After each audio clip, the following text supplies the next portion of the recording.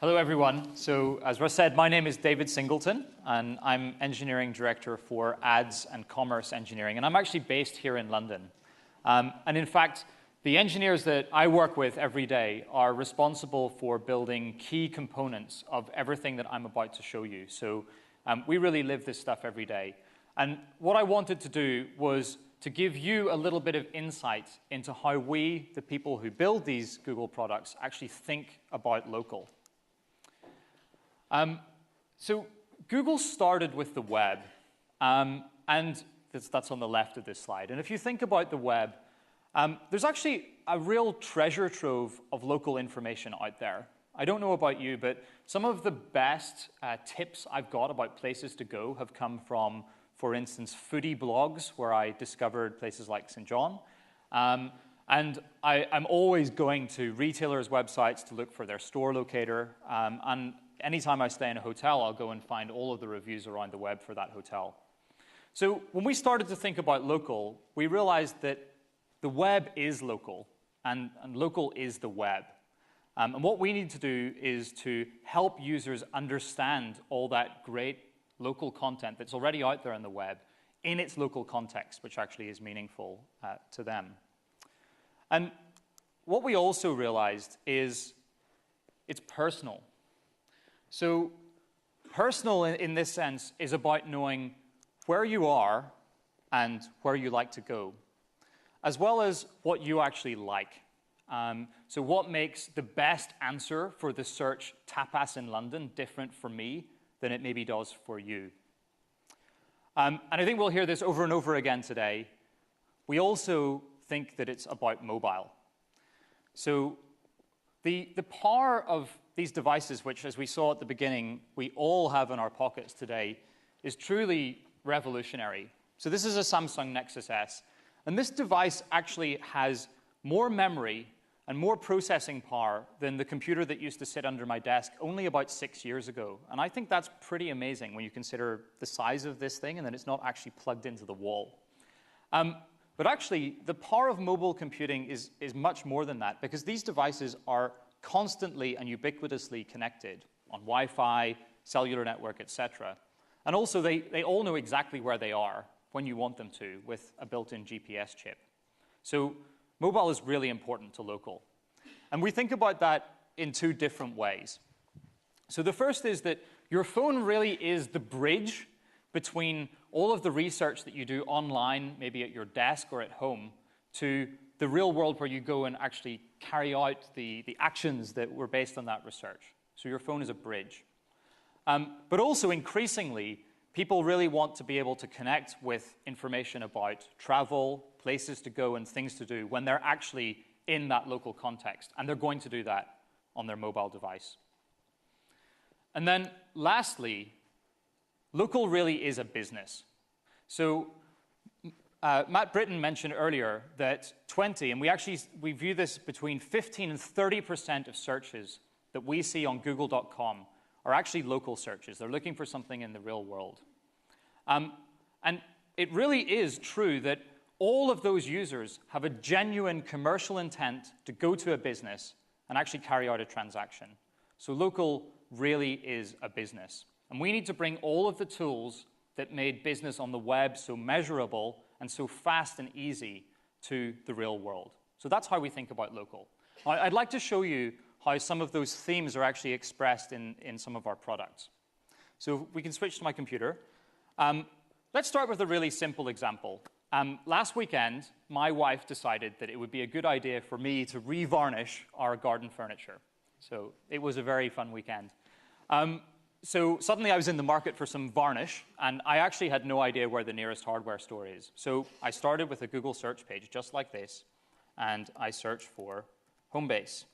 Sorry to anyone who works with B&Q who might be in the room. And what you can see right away is that this search results page is actually maybe a little bit different than a lot of the pages that you've seen with a set of blue links and ads. And first of all, we have local context. So we know that Homebase is a local query, and so we put the results on a map. It's pretty obvious, but it's very fundamental. But let's take an even closer look at this search results page. What you can see over here is that Google actually knows, based on the network address of my computer, that I am in Islington. And so I'm getting results for home base around here, not home base anywhere in the country. And if I scroll on down here, I can get even more useful information about the very nearest home base. So I went off to get my varnish and spent a great weekend.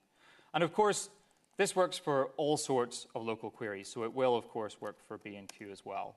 And again, we're seeing results on a map, and the location is influencing the results of every single search I do. So that's the where and the where am I going part of context for local. But I also said that it really needs to be about what I like. And I don't know about you, but I find myself organizing nights out with groups of friends pretty frequently. And that usually starts with dinner at a restaurant. And when I'm choosing the restaurant, it's actually extremely important to me that we choose somewhere that everyone's going to like. Because if I make a bad choice, that reflects really badly on my taste with my friends. So I spend a lot of time doing searches like this. So I'll start here, and I'll search for restaurants in London. Got a bit of a dodgy keyboard here. And so right away, we can see, again, the location context is brought in. These are restaurants that are nearby, and there's some really great ads here as well. But let's take a closer look at these places' results. I actually just want to do this. Let's take a closer look at these places' results. And what you can see is these are the best places matching that search. But take a closer look at this one, Bob Ricard. I'm actually being recommended this place, and the recommendation is justified because my friend Joe, whose taste in food I actually really respect, has rated it 4 stars, and he says that it's got a really great atmosphere. So that looks like a great place to go. And I can actually drill into more detail for these results, and you'll see that a lot of them are actually justified based on the things that are particular to my taste rather than anyone else's. So Baltic is recommended because people similar to me rated it 4 stars, which is good. And Oaxaca, which is a great place if you haven't been there, has been rated by one of my friends. So here we can see the power of reviews actually influencing my search results and everyone else's. So how did Google get that information? Well, in fact, anywhere that I leave behind a review, either in Google Maps on my mobile phone or, as we'll see here, in the desktop experience, those results are influencing my search results and those of my friends. And I can go ahead here and say, I'd like to rate some places to improve my recommendations. And here I'm going to be taken into a full-screen rating experience. And I actually know some of these places. So Polpo, which is actually directly across the street from Bob Ricard, I've been to, and it's really great. So I'm going to go ahead, and I'm actually going to give that a best ever. I've only got 10 of those to give out, and I've got 7 remaining. So that is one of my best ever. And I can share a tip here that will then form my review on Google. And I can look a little bit further. So actually, Bodine's is a kind of barbecue joint, and it's a bit samey. So I'm going to say I'm not interested in that place. And Skylon I've actually been to. So again, I'm going to rate that one. It's good. And I can leave behind my tip. So what I'm doing here through my actions with the places is influencing both my own results and those of my friends. So remember I also said that there's a wealth of really great local information out there on the web. Let's take a closer look at how we make that available to users as they're doing this kind of local research online. So my wife and I have some friends who live in Bristol, and we're going to visit them in a few weeks. And the first thing that we need to do is to find a hotel. So we would like somewhere that's central and kind of nice, but not too expensive. So I'll go ahead and search for hotels. I've got a bit of a dodgy keyboard here. Hotels in Bristol. OK, and just as before, we have results on a map. And this time, it's not taking into account my location as being right here in Islington, but of course, where I'm searching. And we can actually see here, this is a local ad with this blue pin, and I can see that in context, and it looks very central. So that might be a great place. But let's take an even closer look at these results. So here I can see that there is one that's recommended to me because I've rated somewhere similar well. But take a look at what we're actually showing here. right here, in line with the result, are links out to all of the pages on the web that we think are most relevant to me making a decision about whether or not I would like to stay at the Ramada Jarvis in Bristol. So that's quite powerful, but even better than that, we actually have structured data here. So I said I wanted somewhere that was not too expensive, but was kind of nice. So the Novotel rating tells me that this place is probably kind of nice. But I probably don't want to stay at the Grand, which is going to cost £117. And in fact, the Ramada Jarvis is looking pretty good. I can drop this down and see how those prices have been calculated based on when I'm staying, and how they might vary between different travel agents. So that's pretty powerful in aggregating that data from around the web. I can go ahead and click through onto what we call the place page. And we create one of these pages for every place in the world. And that's the page where we try to aggregate all the data on the web about any place. And you can see here that more than what we just saw, there are links to photos and lots more reviews and so on. This is also where I could interact with the place and leave my own review if I wanted to. But let's keep planning this visit to Bristol. I'm definitely going to stay here now, so I'm going to star it. The star acts like a bookmark, and it's going to appear on my mobile if I look at the map there as well. For the rest of my trip, we're definitely going to need somewhere to eat. So I can search nearby, and it's actually recommending I search for Indian restaurants. That sounds pretty great. And right now I'm seeing results for Indian restaurants. There's my hotel right here with the star. And I'm able to understand in this Google Maps interface how those places relate to my hotel. So that's my trip to Bristol, pretty sorted. But local intent is about much more than just helping users find specific places. There are actually a lot of things that I do where I need to do something at some place, but I don't really care which particular place as long as I can do what I'm looking to do there. Maybe sounds a little bit cryptic, but let me give you a couple of examples. So our washing machine is actually on its last legs. It really is on its last legs. A big bit of rust fell off it last week. So we are in the market for a new washing machine. And I can go ahead and search for washing machines. OK. I've got some really great product results here. You can see I could get myself a cheap washing machine. I probably don't want to do that. That's how I ended up with the current rust bucket. Therefore, since I don't want a cheap one, I'm probably going to need to do some comparison shopping. So I'm going to move into what we call product search. Now, Google has been doing product search for a long time. We started out really trying to connect users with the products that were available from online retailers. But there's some purchases where either I can't wait for delivery, or I really want to see how this particular thing looks and kind of maybe touch it and feel it to make sure it's going to work in my house. And the washing machine is just like that. I need something that's going to fit with the decor of my living room. Not my living room. Yes, if I had a washing machine in my living room, that would be fun. My kitchen. So I can look down here. And in actual fact, I have a silver fridge. So this Hotpoint silver washing machine is looking pretty nice. Of course, I can go ahead and find out more information there. But I do want to go and see it. So what we can do is we can actually help connect users to the places where they can buy products. So I'm going to click on Shops Nearby. And what you'll see is a list of places that are close to my current location where I can buy this particular Hotpoint washing machine. But more importantly, we actually know that it is in stock right now. And the way that this works behind the scenes is that all of these retailers are uploading live inventory information into Google Merchant Center, which we can then expose through all of these products.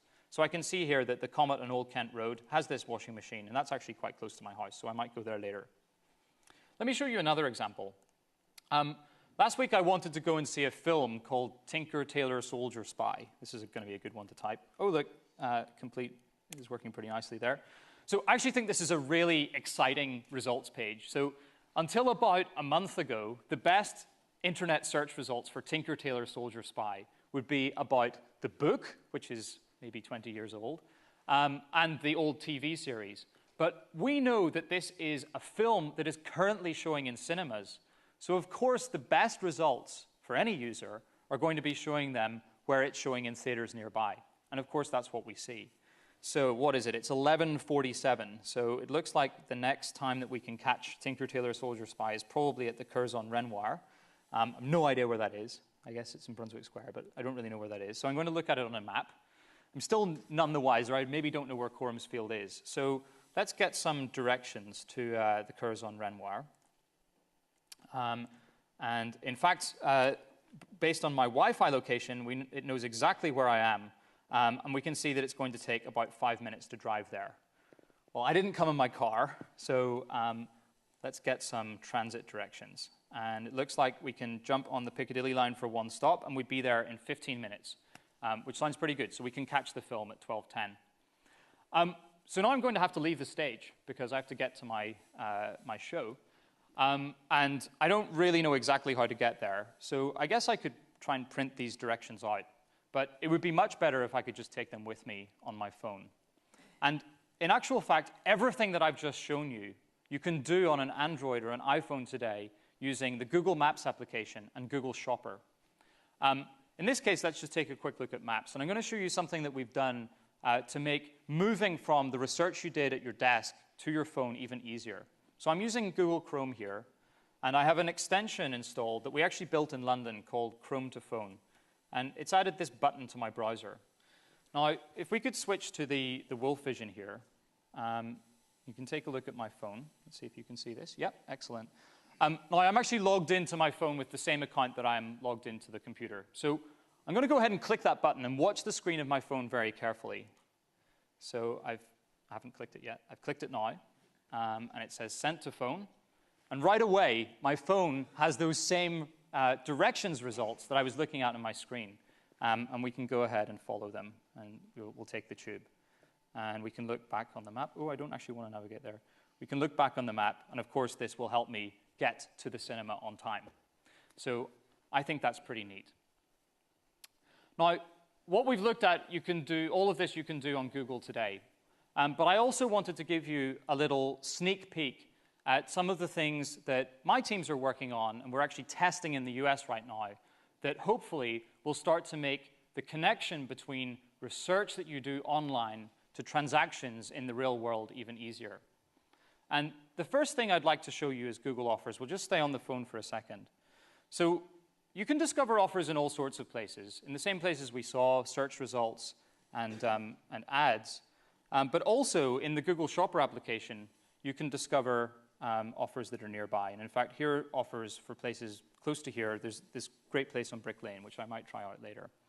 But if we switch back to the PC, we've also introduced a new desktop offers site where I can discover offers. Can we switch back to the PC, please?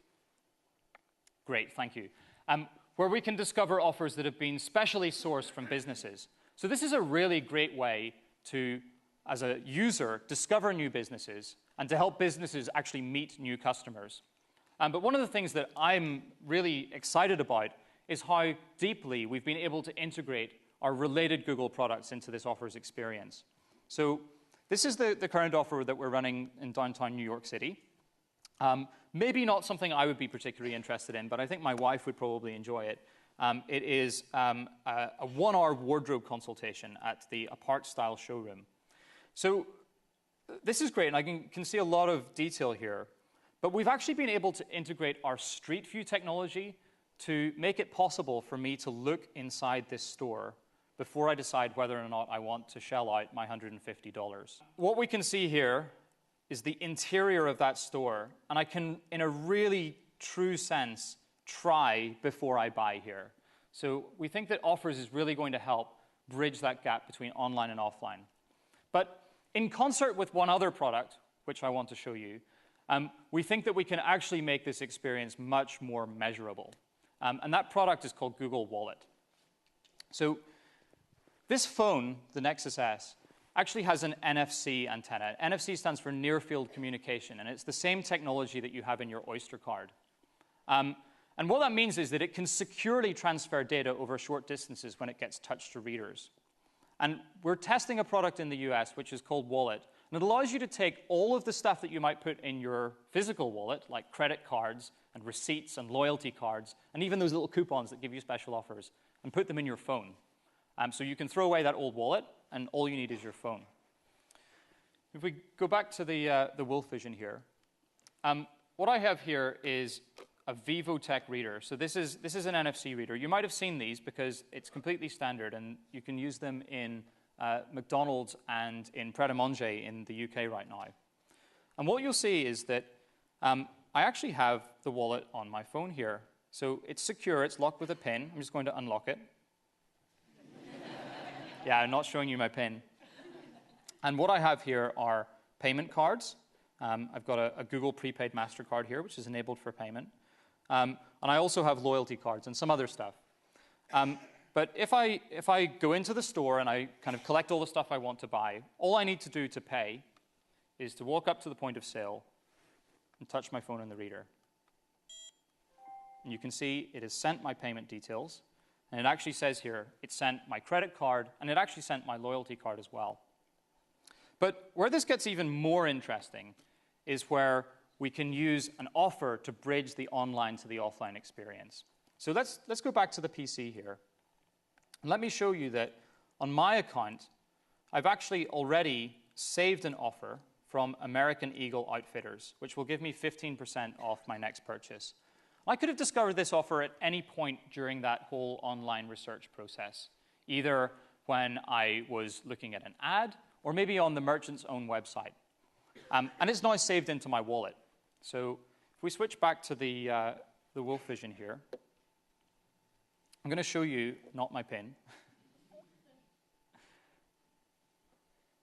I'm going to show you that offer in the wallet. So I'll have a look in my offers.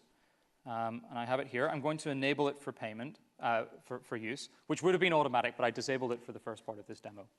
And what you will hopefully see right now is that when I touch my phone to the reader, not only will the payment details be transferred, but also that offer.